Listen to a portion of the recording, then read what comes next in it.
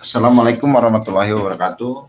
Saya Haji Sambeli, pimpinan kantor hukum Maslau dan sebagai pembina Bank Japar Indonesia, Presidium Jakarta Barat.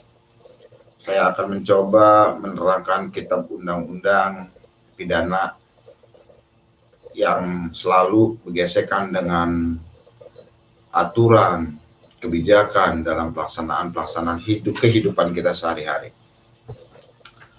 Pada saat kita melakukan kehidupan sehari-hari sering terjadi tergejolak dengan rekan sejawat atau dengan tetangga atau dengan orang lain di jalan yang kita kenal maupun yang tidak kenal. Undang-undang pidana itu berdasarkan atas asas ancaman atau asas yang dirugikan atau asas yang merasa dirugikan. Jadi pada hakikatnya hukum kitab undang-undang pidana ada yang disebut berupa ancaman, ancaman lisan, ancaman tertulis.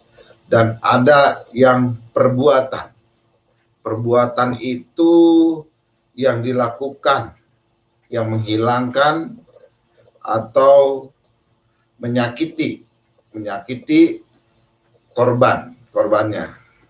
Kalau ancaman secara lisan dari perkataan yang akan menyudutkan, yang akan mengakibatkan sebuah timbulnya akibat pidana tersebut. Tapi kalau secara tertulis, ancaman yang dilakukan dalam bentuk tertulis.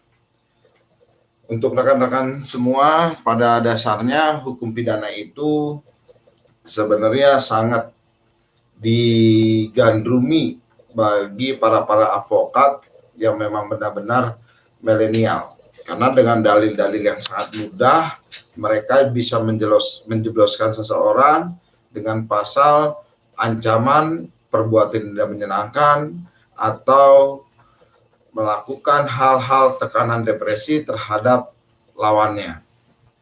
Pada saat kita melakukan perkataan yang merugikan pihak orang lain, maka yang akan dibuktikan atau didalilkan adalah ucapan. Ucapan yang dikatakan seperti ancaman-ancaman, seperti sebuah tekanan, itu adalah dalilnya. Tetapi harus dibuktikan dengan saksi. Dengan saksi, jadi cukup 2 alat bukti untuk bisa melaporkan seseorang. Tetapi kalau dia melaporkan sebuah dalil dengan tertulis, contohnya seperti WA atau surat, dia harus dibuktikan dengan print out dari WA tersebut atau dari sistem tertulis tersebut. Kalau dengan pidana murni misalkan seperti pembacokan atau pembunuhan, yang sering kita dengar masalah kecil hingga terjadi pembunuhan atau pembacokan, itu adalah pidana murni, tidak diperlukan alat-alat bukti karena dia bisa berdiri tunggal, karena dia sudah ada korbannya. Untuk pada kita saat ini, biasanya masyarakat Indonesia belum memahami tentang aturan kitab undang-undang pidana. Apa itu pidana?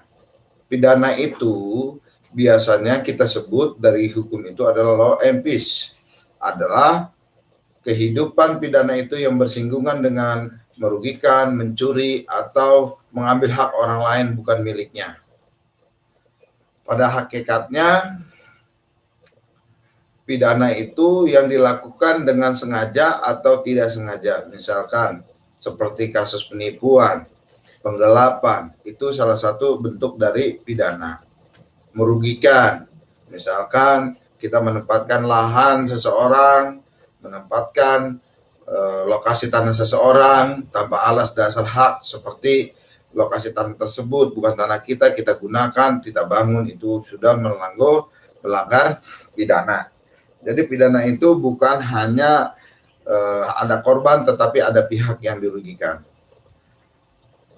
Banyak contoh-contoh pidana yang kecil di kehidupan kita sehari-hari, tetapi pidana yang paling ngetren untuk tahun ini adalah kitab undang-undang pidana tentang perbuatan tidak menyenangkan.